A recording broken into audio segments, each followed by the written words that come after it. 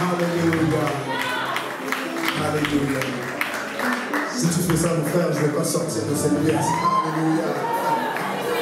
Alléluia. Je me calme, d'accord. Asseyez-vous, bien-aimés.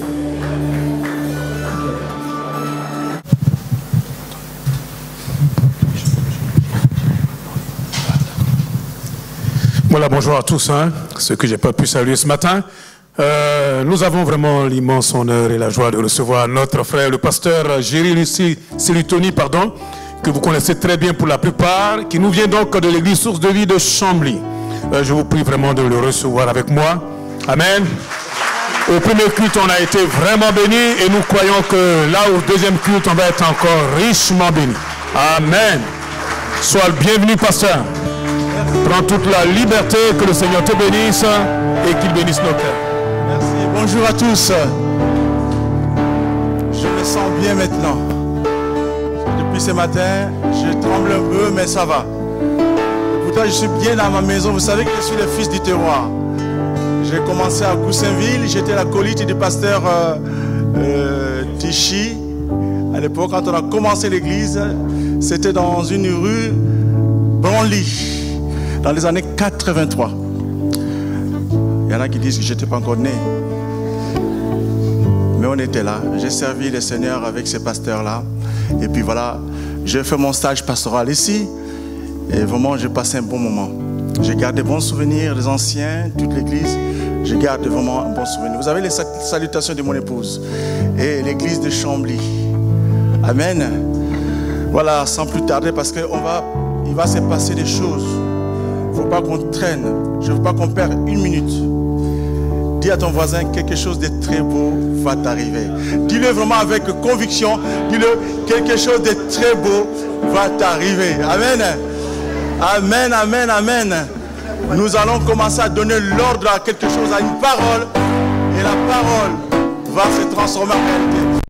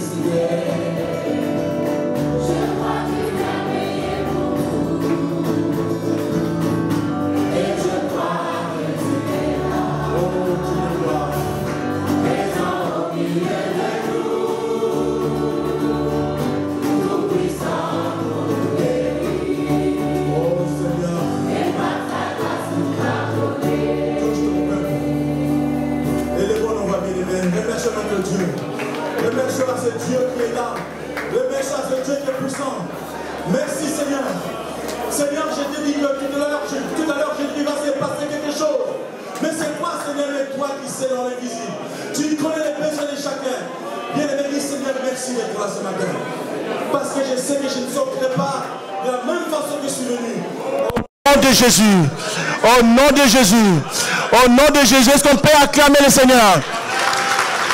Merci pour la louange, merci pour la louange.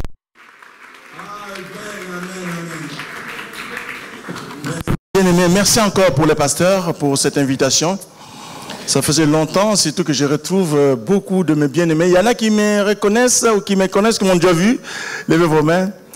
Amen, je vous vois. Alléluia. Pour ceux qui ne me connaissent pas, je suis le pasteur Jerry, je suis à Chambly. Voilà, Chambly, c'est une presqu'île qui se trouve dans l'Oise. Donc je vous invite à venir nous rendre visite. Amen. Prenez vos Bibles, nous allons passer à l'essentiel, mais vraiment, par rapport au premier culte, j'ai été limité au premier culte. Mais là, bien-aimés, je vous dis, sentez-vous libre. Il va se passer quelque chose. Dis encore à ton voisin quelque chose qui va se passer. Quelque chose de très beau va se passer ce matin. Et dis encore, Jésus de Nazareth va croiser ton chemin. Tu dis encore, Jésus croisera ton chemin. Ah, gloire à Dieu. Si Jésus est là, nous avons l'espérance. Amen. Nous allons prendre nos Bibles, nous allons lire dans le livre de Matthieu, chapitre 9. Chapitre 9, verset 20.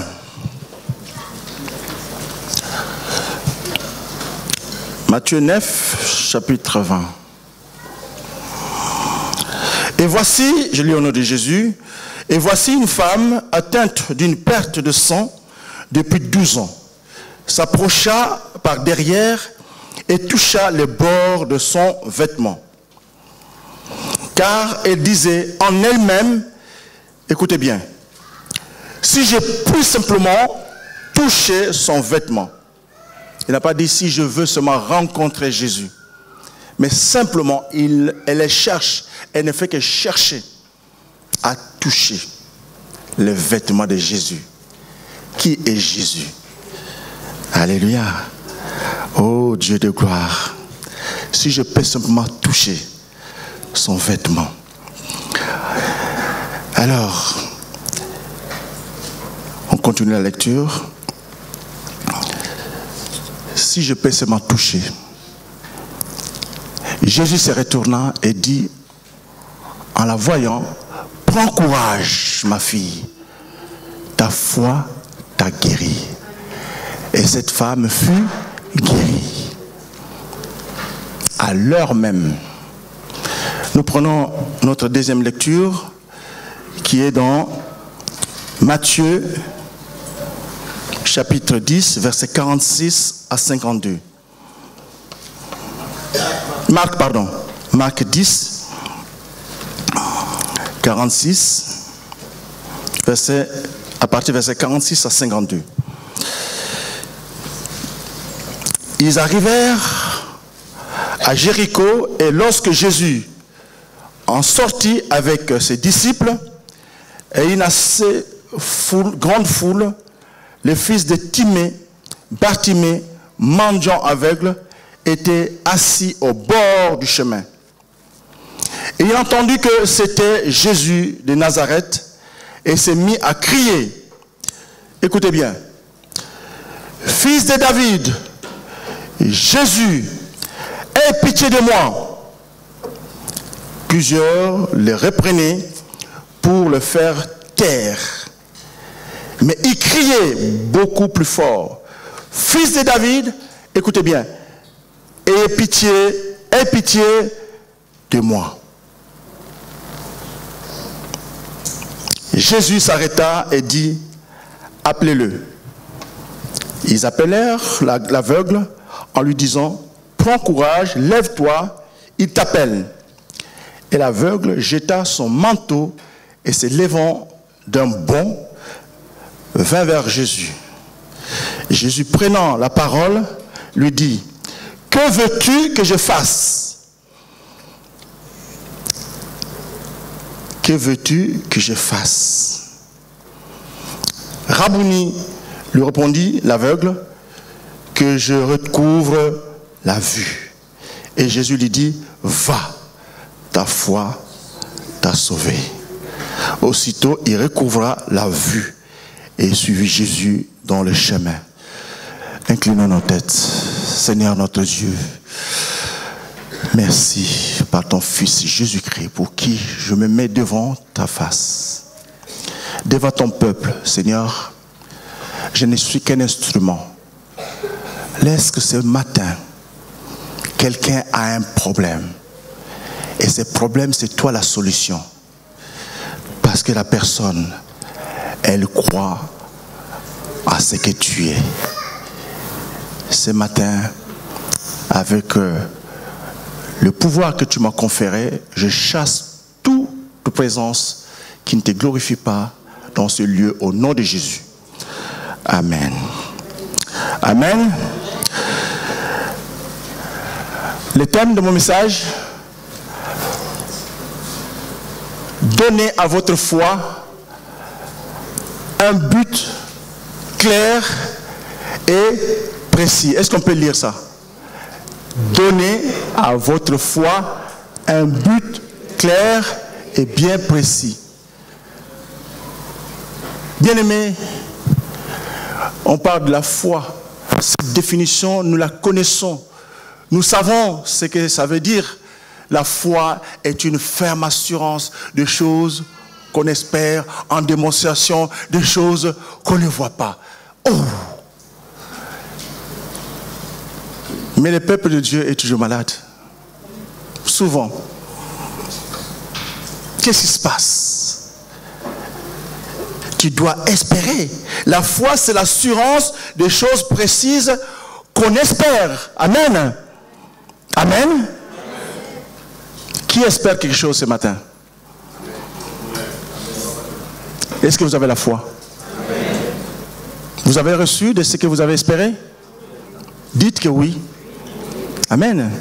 Mais le problème, bien aimé, il se trouve là où quand nous avons la parole, nous ne savons pas exactement ce qu'on veut, ce qu'on demande à Dieu. Il nous manque quelque chose. Vous savez, aujourd'hui, à la jeunesse, comme je dis ce matin, s'il y a une maman, s'il y a des mamans ici, amen. Si votre enfant, pendant que vous partez aux grandes surfaces, je ne sais pas où, qui te dit, maman, quand tu reviens, amène-moi un bonbon. Dans l'assurance, tu dis, oui, mon fils ou ma fille, je vais t'amener ce bonbon. Dans l'espérance, l'enfant attend, espère le bonbon. Mais quand la maman arrive, elle lui présente le bonbon créma. Oh, maman, c'est pas ça, ce que je voulais. Mais tu m'avais demandé de t'acheter un bonbon. Non, maman, je voulais une sucette. Bonbon sucette. Qu'est-ce qui a manqué à cet enfant? La précision. Alléluia. Ça veut dire que il faut avoir que chacun précise exactement ce que tu demandes. La femme, Dieu n'aime pas de prières vagues. Jésus n'aime pas de prières vagues. Simplement qu'il est Dieu de miséricorde. Il nous répond, mais parfois, quelques années ou quelques mois. Parce qu'il ne comprend pas de ce que tu veux. J'étais parti, je suis allé en Allemagne, et la femme qui nous a reçus, tellement, pendant qu'on priait, puis à la fin, elle vient me voir, me dit, pasteur, prie pour moi. J'ai dit, d'accord. Alors, comme il y avait sa famille autour, et je l'ai prise de côté, je dis, pourquoi veux-tu que je prie? Il dit, prie simplement, Dieu connaît. Ici, cette femme, au perte de sang pendant 12 ans, qu'est-ce qu'elle a fait? Elle a eu à préciser. Sa prière était claire, sa demande était claire, dans un but d'être guérie. Tout seulement, elle s'est dit, si simplement, c'est Jésus, ça sera difficile, pour que je puisse me présenter en plus. Elle me connaît, ou il ne me connaît pas. Est-ce qu'ils vont me laisser aller voir ce Jésus? Mais elle a dit, si tout simplement, je peux toucher sa tunique. Et elle a fait. Qu'est-ce qui s'est passé? Elle a été guérie. En revanche, l'aveugle Bartimée, qu'est-ce qu'elle lui a fait? Fils de David, aie pitié de moi. Est-ce qu'il a demandé quelque chose? Bien sûr que les gens du village savaient qu'il était aveugle.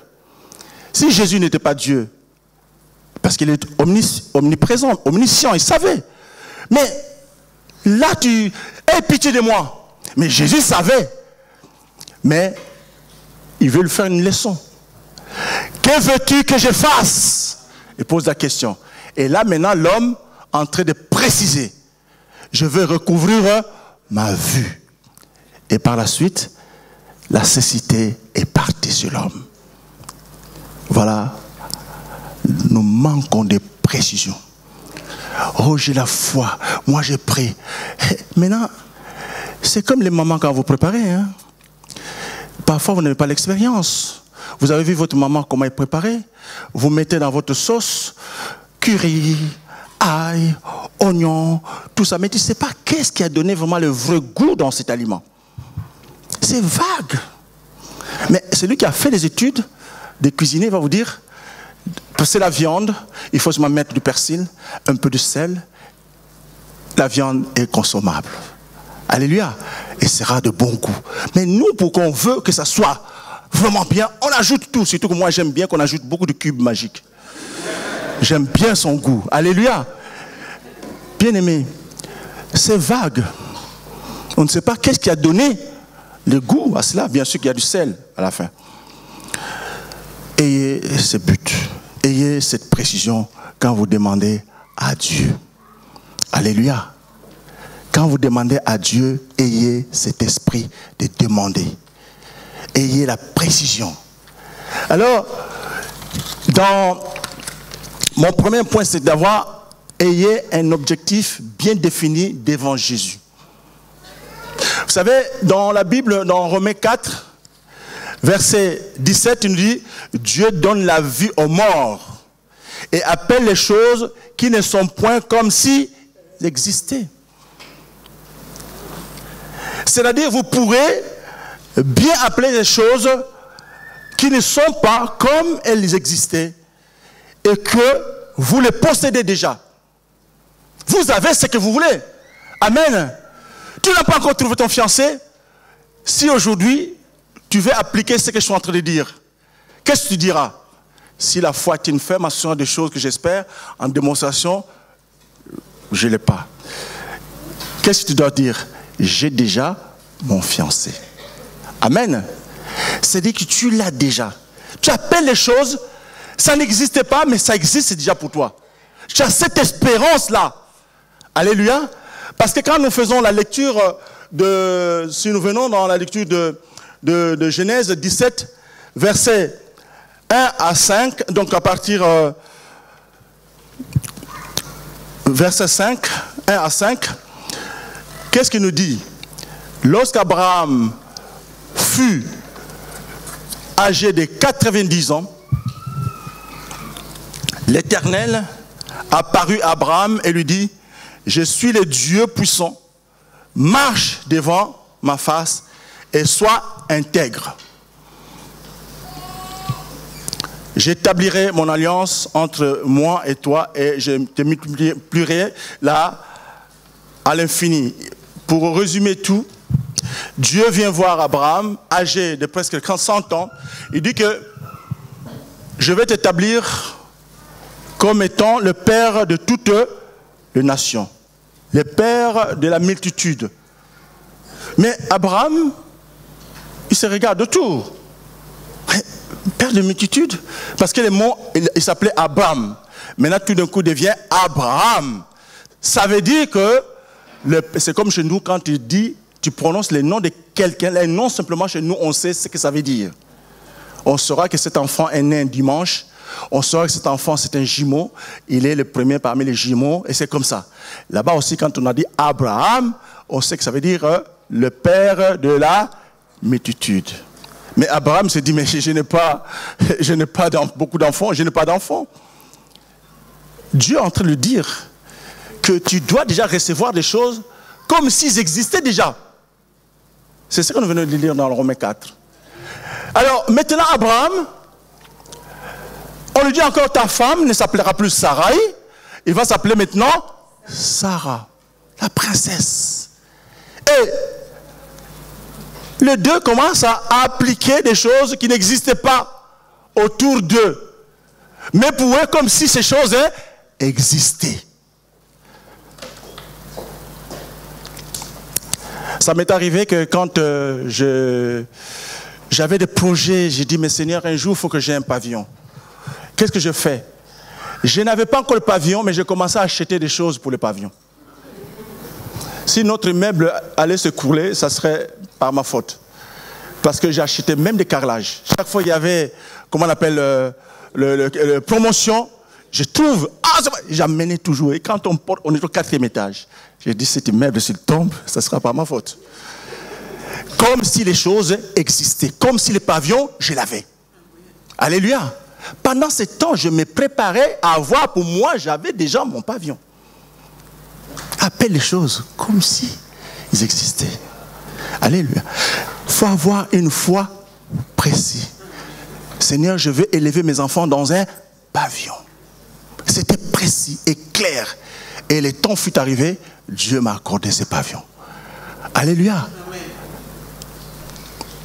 Alors que mon épouse ne travaillait pas, on me dit, il faut le 10 bulletins de paye de toi et d'elle. Je dis non, elle ne travaille pas. Qu'est-ce que j'ai fait? Je mis ma foi. Ma foi était précise. Seigneur, je veux un pavillon. Donc, j'arrive, le monsieur dit, c'est pas possible. Je dis, c'est possible. Moi, je crois. Introduisez votre dossier. Oh non, c'est pas possible. Bref. Le monsieur, quand même, a introduit les dossiers. 3 mois plus tard, la réponse est positive. Alléluia. Et puis, en train de me dire, mais je ne comprends pas. C'est pas possible, normalement. Normalement, il faut que ton épouse fournisse aussi les 10 bulletins de paye. Mais avec les 10 simplement de toi, ils ont accepté. J'ai dit, c'est parce que j'ai mon Dieu en qui j'ai communiqué. Alléluia.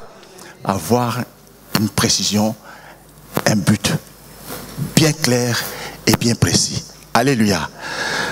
Mon deuxième point.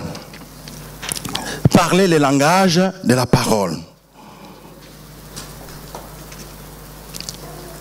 Vous savez, pour revenir à Sarah, beaucoup se sont moqués de Sarah. Sarah est stérile.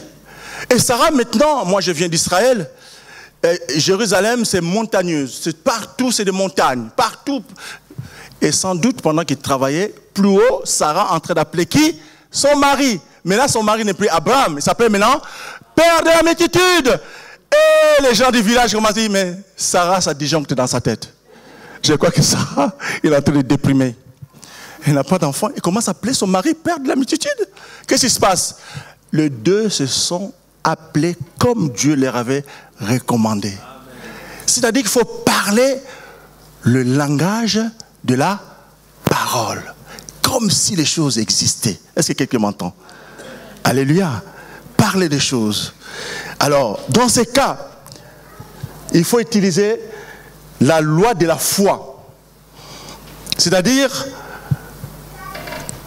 que vous verrez la naissance d'Isaac. Là, Abraham et Sarah, malgré que leur âge avancé, ils ont eu leur Isaac. Alléluia. Ils ont eu leur Isaac. Ça veut dire que l'enfant qui s'appelle sourire. Isaac veut dire comme ça. Est-ce que vous voulez que dans vos maisons qu'il y ait aussi des sourires?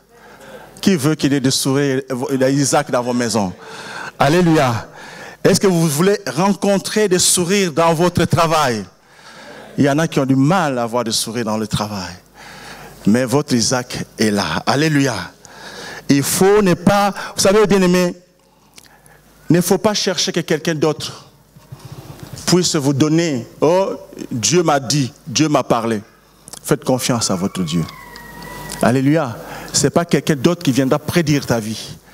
C'est toi et ton Dieu. Parce que Dieu a dit que le plan qu'il a fait pour nous, c'est un plan de bonheur et non de malheur. Tout était prévu. Si toi tu penses qu'il y a le malheur, c'est ton problème.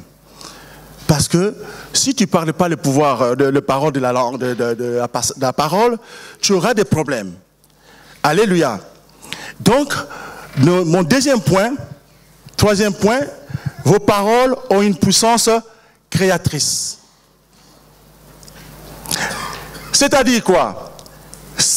Dans Jacques 3, verset 1, je vais juste résumer, ça veut dire que celui qui contrôle la langue contrôle tout le corps. Vous obtiendrez ce que vous dites.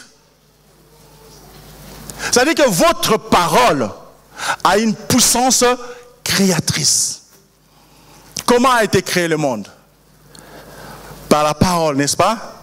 Au commencement était la parole. La parole était avec Dieu. La parole était Dieu. Tout était la parole. Il faut parler la parole. Dans Jean 6, verset 63, il nous dit, ma parole, Jésus qui parle, qui voit ce qui s'est passé dans l'Ancien Testament, Jésus commence maintenant à parler de lui, de ce qui sera sa valeur. Et qu'est-ce qu'il est en train de dire? Peut-être eux, ils attendaient qui sera ce Messie. Mais moi, je suis là maintenant. Et ma parole est vie et esprit. Parce que nous qui sommes en Jésus-Christ, chaque fois que tu vas lire la Bible, cette parole devient vie et esprit. Si tu dis que Jésus dit que je te guérirai, si Jésus dit invoque-moi, je te répondrai, ça devient vie et esprit en même temps. Parce qu'il est écrit. C'est Jésus qui est en train de le dire. Maintenant, il ne faut pas te voir dans le sens où tu dis, oh mais oui, mais on dit comme ça, mais non. La parole, c'est-à-dire que derrière chaque parole que tu vas lire, il y a une vie qui est communiquée, bien-aimé. Dites amen. Chaque fois que tu vas lire la parole, cette parole devient vie. Tu crois à cette parole. Ne doute pas. Parce que Jésus nous parle. Vous savez, dans Josué, Jésus a dit, dans la parole, Dieu dit que ce livre ne s'éloigne pas de ta bouche. Plus tu vas prier, tu vas lire ce livre tous les jours de ta vie, qu'est-ce qui va se passer? Tu auras du succès. Du succès. Maintenant, dis-moi, qui a lu la Bible toute la semaine? Regardez vos tours. Regardez autour. Maintenant, quand les choses ne marchent pas, à quoi vous en voulez à Dieu? Puisqu'il dit que ce livre ne s'éloigne pas de votre bouche, lis et médite-le tous les jours. Ah, moi je prie Dieu au mot. Hein, parce que les proverbes, il y en a combien? Il y en a 31. Dans le mois, nous avons combien de jours? Nous sommes quel jour aujourd'hui? Quelle date? Quelle somme je ferai? Quel proverbe je ferai? Tous les jours, c'est comme ça. Mais je lirai ma Bible. Mais je suis en conformité avec Dieu. Donc le succès, ça ne me manquera pas. Alléluia. Tous les jours, je suis en conformité. C'est comme quand vous partez au travail. Si vous pointez, on sait que vous êtes venu. Si vous n'êtes pas pointé, c'est une absence. C'est pareil pour Dieu. C'est le compteur. C'est le compteur, bien-aimé. Alors, parler, il faut que tu puisses... Vous savez, la Bible nous dit, dans Romains 8, verset 11, il dit, si l'esprit de celui qui a resté Jésus d'entre les morts habite en vous, celui qui a resté Christ d'entre les morts rendra aussi la vie à vos corps mortels par son esprit qui habite en vous. C'est la parole, n'est-ce pas? Il faut, qu'est-ce que nous venons de dire ici? Vos paroles ont une puissance créatrice. Il y a combien d'années, j'étais encore à Sarcelles. On avait une sœur Solange que vous connaissez. Beaucoup connaissent Solange, n'est-ce pas? Solange a fait une péritonite. Et il y a l'éclatement de son ventre. Des intestins se sont éclatés, la pourriture. Donc elle était dans le coma. Un mois, on partait prier. Tout le temps. Un jour, je dis au pasteur Nabier, je dis, viens. Aujourd'hui, c'est la longue veille à Sarcelles. Mais moi, quelque chose me dit, il faut qu'on aille prier pour une sœur. On est parti. Quand nous sommes arrivés, on prend des nouvelles.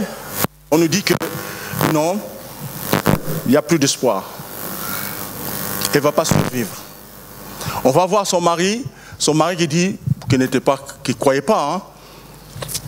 Mais la sœur, c'est moi qui la suivais à Sarcelles. Oh, j'ai dit, je vais lire là-bas. J'ai dit à mon frère, rentrons dans la voiture. On commençait à lire.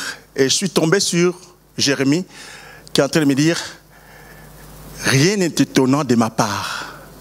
Je suis un bon conseiller, puissant en action. regardez maintenant, je mets ma parole, parce qu'il dit que ma parole a une puissance créatrice. Donc maintenant, ça m'a rassuré. Quand nous sommes arrivés, je dis à son mari, Dieu est grand, comme on dit en Afrique. Dieu est grand. Garde espoir. Moi et mon frère et moi, commençons à prier. Au bout de 20 minutes, j'ai seulement rappelé à Dieu, si toi, Dieu t'a donné l'esprit à Jésus-Christ, le même esprit va donner la vie à notre sœur Solange. Au nom de Jésus. Au nom de Jésus, ma parole a agi. En même temps, mon frère, nous prions. On a vu quelqu'un qui était dans le coma, ses yeux s'ouvrent. Et quelques minutes après, il commence à trémuler. Trémulation, la tension monte. Les internes qui courent. Qu'est-ce qui se passe? Notre sœur est sortie du coma. Alléluia. Alléluia.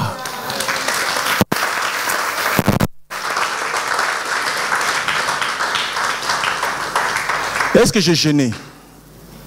Est-ce que j'ai prié 10 jours de jeûne et prière? Non. Parce que la Bible dit que la prière du juste a une grande efficacité. Ma parole a une puissance créatrice. Dis simplement un mot. Dis simplement un mot, les choses vont s'accomplir. Moi, je suis en train de dire, Dieu nous dit de prononcer seulement la parole créatrice, qui a une puissance. Mais j'ai l'impression que nous sommes tous des mendiants. On devient des mendiants. Pourquoi on devient mendiant? À tout moment, nous savons que la parole est vie et esprit. Mais nous ne croyons pas, nous commençons toujours à dire, oh Seigneur, ça ne va pas. Ça ne va pas. Parce que Dieu n'aime pas des paroles de prière vagues. Il faut que tu sois précis. Nous avons le pouvoir parce que Dieu nous l'a donné. Il a dit, invoque-moi, je te répondrai. Devant la mer rouge, Moïse est en train de crier, oh Seigneur, oh secours, oh. Pourquoi il a dit au secours?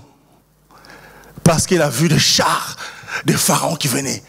Parce que c'était fini. Et Dieu lui dit, mais apprends à donner des ordres.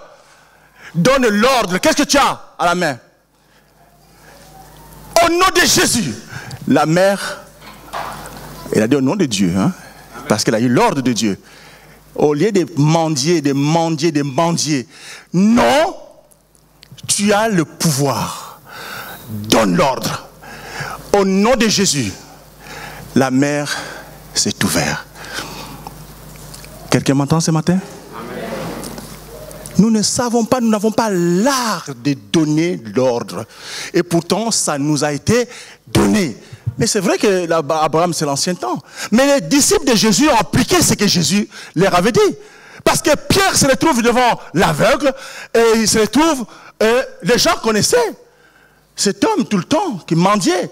Mais quand Pierre est arrivé, il a utilisé la puissance de sa parole et il a donné l'ordre. Au nom de... Je n'ai rien à te donner, mais ce que j'ai, je te le donne au nom de Jésus. Allez, lève-toi, marche. Paul à Lystre, c'est pareil. Il voit un paralytique qui arrive. Qu'est-ce qu'il a fait? Au nom de Jésus, lève-toi et marche. L'ordre. Tu as l'art de donner l'ordre. Mais c'est parce que tu ne connais pas ce Jésus que tu pries. Tu dis au nom de Jésus, cela va se faire. Bien sûr, Dieu veut que nous puissions aussi le louer. Dieu veut que nous puissions chanter. Dieu veut que nous puissions prier. Mais il y a des moments où Dieu dit, il faut que tu donnes l'ordre. Parce que dans la prière, Paul et Silas, ils étaient en prison. Qu'est-ce qu'ils ont fait? Ils ont loué Dieu. Dieu a donné par ces moyens-là. Nous devons prier. Mais il y a des moments où Dieu te donne l'ordre. Donne l'ordre comme Pierre a dit. Je n'ai rien à te donner. Ce que j'ai, je te le donne. Attention, bien-aimés.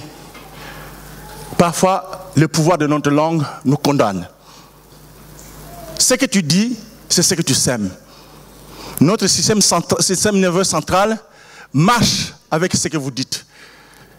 Si vous pensez que vous êtes paresseux, eh bien c'est vous. Nous, dans ma famille, on a un grand frère dans la famille.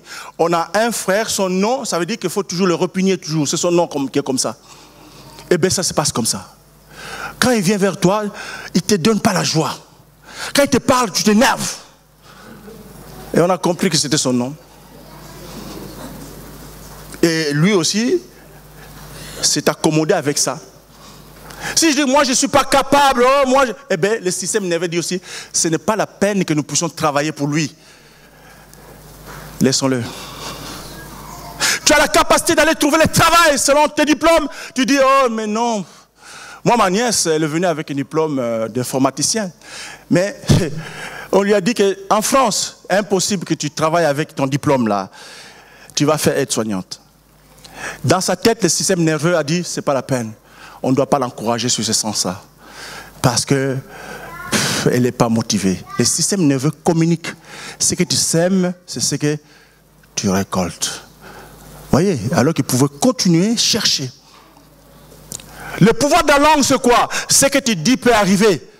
Ah, moi je suis mort. Eh bien, tu peux aussi avoir la mort qui peut arriver comme ça brusquement. Alléluia. Vous savez qu'il y a un joueur du Cameroun qui s'appelait Foué. Marc-Vivian Foué. Eh bien, il était capitaine de l'équipe du Cameroun. Il fallait gagner une coupe intercontinentale. Eh bien, il a dit, les gars, même s'il faut mourir, nous allons mourir. Mais il faut qu'on gagne cette coupe. Eh bien, Dieu merci. Enfin, Dieu merci pas pour sa mort. Mais lui, personne ne l'a touché. Tout seul, c'est cool, il meurt. Ce que tu sèmes, c'est ce que tu récoltes. Si tu sèmes la richesse, c'est la richesse que tu auras. Alléluia. Si tu veux vivre dans l'opulence, Dieu va te donner l'opulence. Nous avons toujours tendance à voir des choses négativement. Soyez pas négatifs. Nous ne voulons pas même manger des choses bien.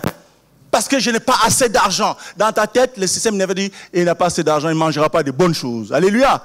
Vous allez aux grandes surfaces, chez les clercs, vous allez voir que ils ont mis toutes les choses de qualité, ils les mettent à haut. Donc, à votre hauteur de yeux. Mais ils mettent des choses éco en bas. Et souvent, nous, on a tendance toujours à aller. Parce que c'est moins cher. Ah, ça c'est, vous savez bien, il y a écho de jambon là. C'est volumineux, hein.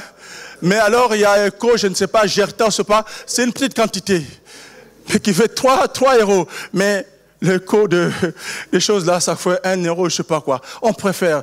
On veut prendre du cola. Mais quel cola? Achète le Coca-Cola. Parce que tes yeux veulent toujours voir là où... parce que ta tête pense que tu ne peux pas manger de bonnes choses. Tu ne peux pas avoir un mari qui a toutes les qualités que tu veux. Oh non, moi je ne suis pas de cette classe-là. Non. Prononce la parole. Alléluia. La Bible dit, celui qui est en moi est plus grand. La Bible dit, invoque-moi, je te répondrai. La Bible te dit, fais de l'Éternel mes délices, il donnera ce que ton cœur désire. Ce que tu veux. Nous, à Chambly, on était dans mon pavillon, on était 36, on était une cellule. Et à un moment, on a dit, Seigneur, voilà, on a commencé à te servir, il faut qu'on parte. Seigneur dit, oui, le temps est venu, maintenant allez chercher. Nous sommes allés, mais où? Pas de place. On a trouvé une maison, un bon restaurant, bien là, je dis, oh, mais pourquoi pas ici? Mais c'est un restaurant déjà. Donc ce n'est pas cet endroit. Si je ne pouvais qu'écouter moi-même, c'est impossible. Mais ma foi me dit, la Bible dit, fais de l'Éternel tes délices et il donnera ce que ton cœur désire. Seigneur, il est écrit. Maintenant, moi, mon désir, nous voulons que notre église soit ici. Mais c'est un restaurant bien équipé. Je t'ai demandé, ils m'ont rejeté, ils m'ont insulté, ils m'ont tout fait pour me décourager. Ils sont partis, j'ai attendu le soir, j'ai dit, je vais toucher ma main. Seigneur Jésus, moi, tu me l'as dit, il est écrit. Voilà, prononce la parole créatrice. Je prononce la parole créatrice. J'ai dit, Seigneur, il est écrit. Moi, maintenant, je veux que notre église soit ici et je touche ce mur. cette salle sera la nôtre. Ça ne s'est pas passé comme ça. Il faut avoir la patience. Tous les jours que je suis dans notre voiture, et les soirs, le lendemain, qu'est-ce que je fais? J'amène ma famille. J'y allais, touchons le mur tous. Pas tous. Oh, s'il y avait des satellites, il y a des fous encore. Il y a des gens qui sont encore fous, franchement. Et qu'est-ce qui se passe? Tous les jours qu'on passait, quand on est dans un sens, j'ai dit, Seigneur, merci pour la salle que tu nous as donnée. Mais la salle n'est pas à nous. Il faut appeler les choses comme si ils existaient déjà. Amen. La foi, c'est ça, c'est une ferme assurance des choses qu'on espère, ma démonstration des choses qu'on ne voit pas. Tant que la Bible te dit, cela va se faire. Ça, quand Dieu dit, invoque-moi, je te répondrai. Jésus répondra. Tant que tu veux faire de l'éternel ce délice, ce que tu veux, Dieu te le donnera. Pourquoi on dit la foi est une ferme assurance? Exactement, la foi est une ferme assurance. Je peux faire même une métaphore pour dire, vous savez, quand vous prenez un os au cimetière, je ne sais pas où, l'os qui date de 10 ans, 20 ans. Quand vous allez prendre cet os, est-ce qu'il est vivant cet os? Maintenant, vous allez prendre un os d'un enfant qui a quoi? 2 ans et autres. Vous allez voir que le même enfant va grandir. Mais qu'est-ce qui se passe? Il est devenu grand comme moi. Mais parce qu'il y a un os, dans l'os, il y a une matière qui est vivante, qui fait grandir l'os. Quelqu'un me suit? Et maintenant, l'os où il n'y a pas de matière, il est inerte. Il ne peut rien faire. Mais l'autre va grandir. Pourquoi? Parce qu'il y a une matière qu'on appelle océine. Il est dedans. C'est ce qui fait grandir. Et c'est ça la ferme assurance. Sinon, on aurait pu dire, la foi est une assurance. Tout simplement. Mais pourquoi j'en dis ferme assurance? Le mot ferme, c'est ça. Cette matière-là. Je fais une métaphore. Hein. Cette matière-là qui fait que l'os grandit. Et nous, cette force, ça veut dire que cette ferme assurance, c'est ça le mot ferme. Ce que tu vas lire va te faire grandir. Tu auras la foi en ce que tu dis. Tu deviens bien avocat. Devant Dieu, tu lui dis, c'est mon Seigneur, il est écrit. Il est écrit, parce que Jésus l'a dit par sa parole, que l'homme ne vivra pas seulement de pain, mais ce qui sort de la bouche de Dieu. Il ne veut pas être tenté. Bien-aimé, je termine par là. Il faut apprendre à prononcer des paroles créatrices. C'est-à-dire que chacun de nous doit savoir que ce qui sort de sa bouche a une puissance créatrice. Aujourd'hui, tu as un cancer, mais la Bible te dit que Jésus a dit qu'il est mort à la croix. Il a payé un prix fort. Le mot rédempteur veut dire quoi? C'est le rachat. C'est le rachat. Dis quoi? Nous, on a une sœur à l'église qui vient me voir, me dit, pasteur, prie pour moi. Je dis quoi? J'ai une endométriose, je ne peux plus avoir d'enfant. Je dis, je ne prie pas pour toi. Viens à l'église. Écoute les enseignements, c'est ça qui va te changer. C'est ta foi qui va t'amener. Si je prie pour toi, quand tu seras guéri, tu ne reviens plus. Parce que Jésus a prié pour les 10 lépreux, mais est-ce qu'ils sont revenus? Combien qui sont revenus? C'est ça. Parce qu'il n'est pas affermi dans la parole. Une fois qu'il est guéri. Mais ça va. C'est pourquoi si nous on gagne de l'auto, tu crois qu'on va revenir encore ici? Je gagne 100 millions.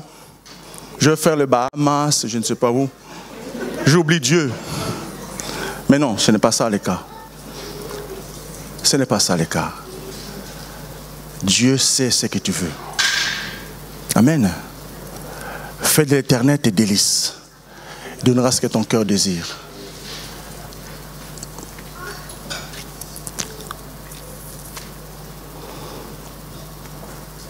Nous venons de dire pour cette sœur 1 mois, 2 mois, 3 mois. Et elle est arrivée. C'est pourquoi c'est très important de suivre les enseignements d'affermissement. C'est très important. La sœur ne connaissait pas vraiment Jésus comme il faut. Mais pendant les 3 mois, comme s'il avait fait 10 ans dans la parole de Dieu. Qu'est-ce qui s'est fait? Elle vient me dire, pasteur, j'ai une foi terrible maintenant. Je commence à croire. Et au bout du 3e mois, il dit, pasteur, le petit grain est dedans. Amen. Alléluia. Il s'appelle Céline. Et 9 mois après, il nous a donné un enfant qui s'appelle Swan. Alors qu'on disait que ce n'était pas impossible. Alléluia. Dis des paroles créatrices. Et c'est ça qu'il a pu dire. Ce matin, quelqu'un a un problème. Quelqu'un veut qu'on prie pour lui.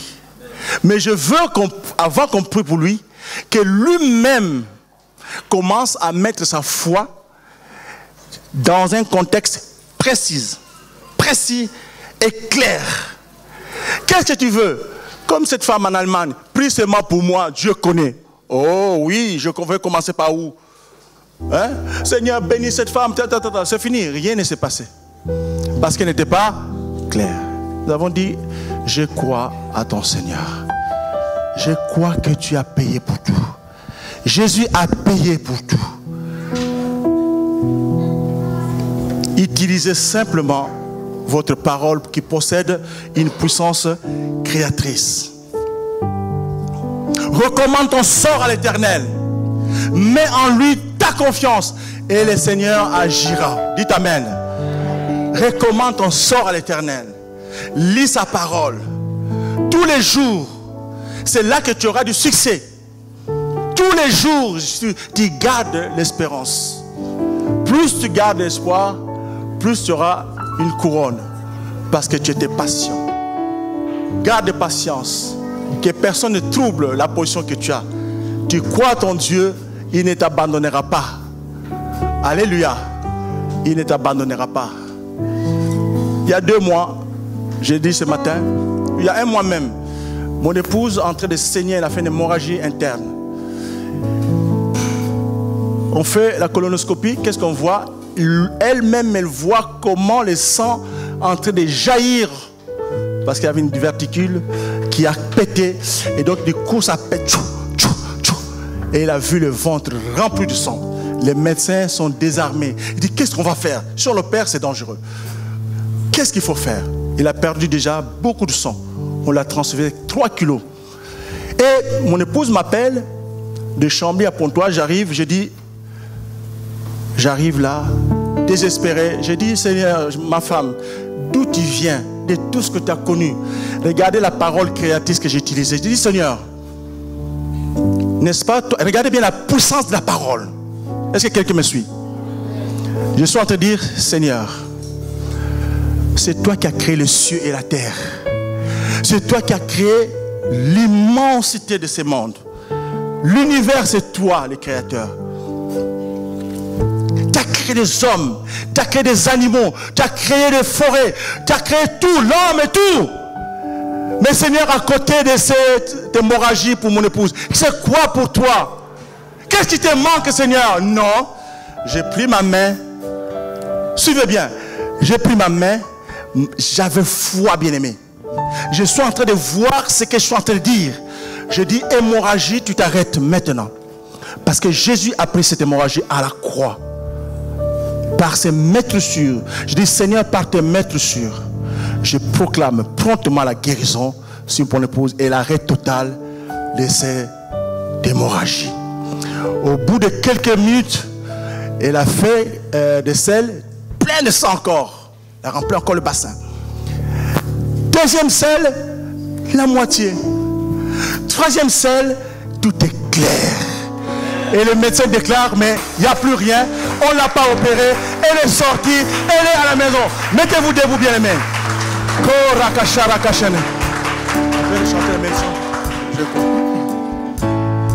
Je crois.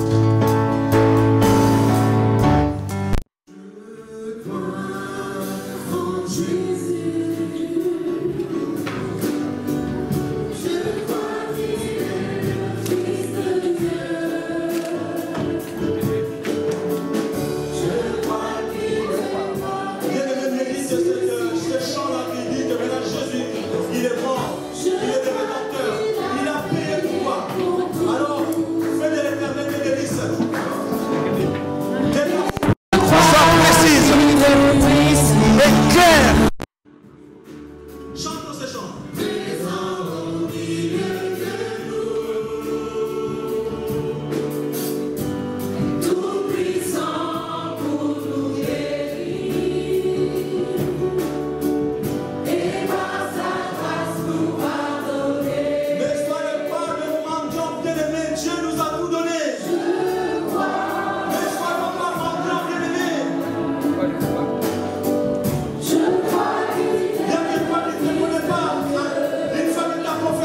Jésus comme étant ton Seigneur et Sauveur.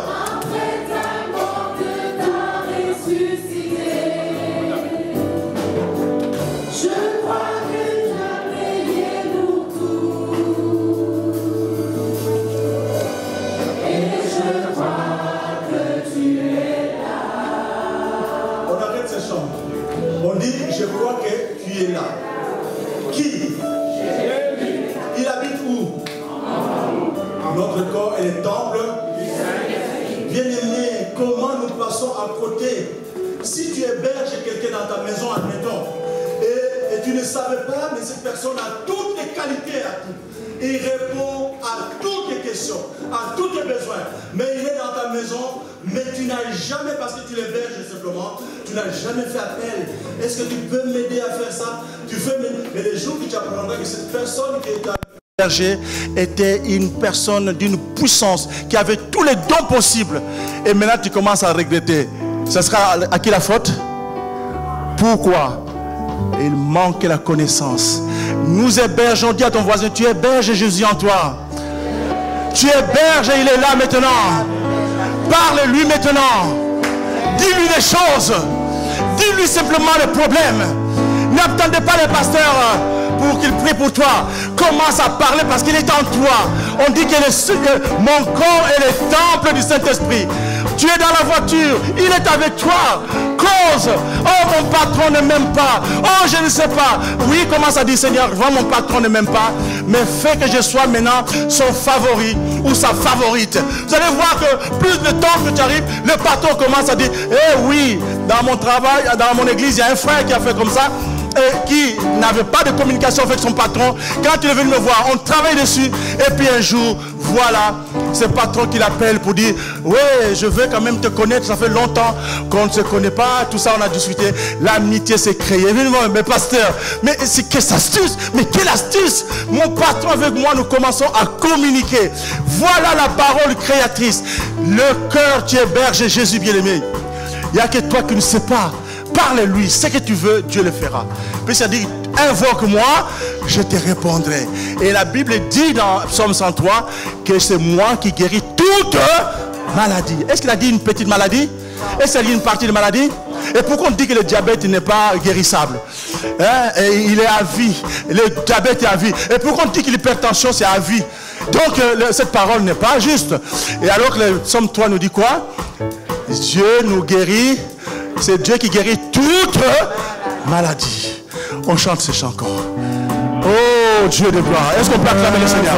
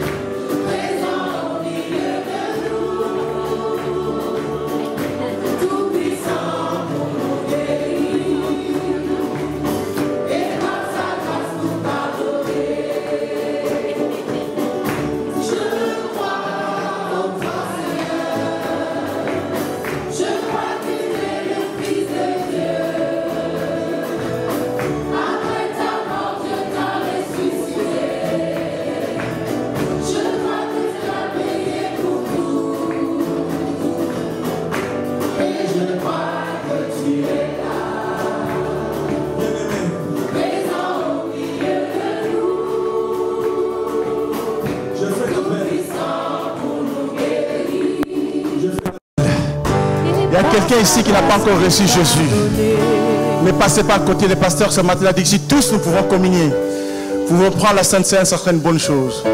Pourquoi tu attends? Demain ne t'appartient pas. Si tu n'as jamais confessé Jésus comme étant ton Seigneur et Sauveur, lève ta main où tu es. Tu vas voir que Jésus va être en toi. Amen. Mon deuxième appel, bien-aimé, n'hésite pas. Ne regarde pas ni à gauche ni à droite. Tu as un problème de maladie, un problème de chômage, tu as de fibrome, tu as un problème de stérilité. Jésus te dit, je suis celui qui guérit. Amen. Toute maladie. Lève-toi si tu es touché. Si tu as un besoin quelconque là où tu es, lève ta main. Si tu as un besoin quelconque, une maladie dont tu veux qu'on prie pour toi, que tu reçoives une guérison, tout de suite, lève ta main.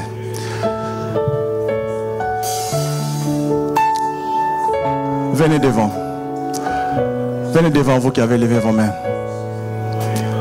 On chante ces chants. Vous allez voir que Jésus guérit. Et en même temps, pour vous, je suis en train de vous dire, en conclusion, donne à ta foi un but bien précis et clair. Il faut parler le langage de la parole, comme si les choses existaient déjà. Alors que ça n'existait pas, mais pour toi, c'est comme si ça existait. Alors, pour ceux qui viennent devant, considérez que ce que vous avez demandé, ça a déjà été, la réponse a été donnée. Bien aimé, je crois à ce qui va se passer en vous. N'hésite pas, tu es au chômage, tu as un problème, parce que tu ne rencontres pas un âme sœur, viens devant. La parole créatrice, on va le dire là maintenant. Il faut donner l'ordre. On a dit à Moïse, donne l'ordre. Jésus a dit aux disciples, donnez l'ordre. Ils ont été guéris par l'ordre. Avancez ici, bien-aimés. On chante, les amis.